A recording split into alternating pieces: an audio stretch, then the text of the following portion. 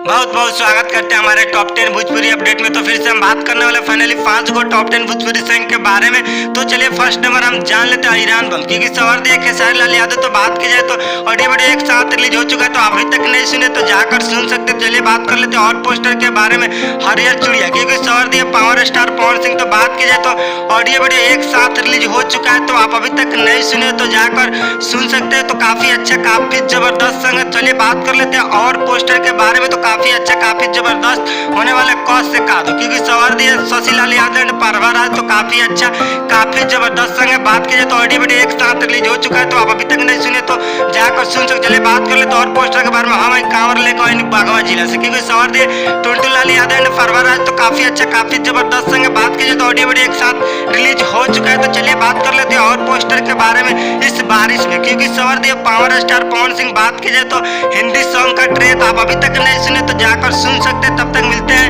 New Bhojpuri के latest update लेकर। जय हिंद और जय भारत, वंदे मातरम।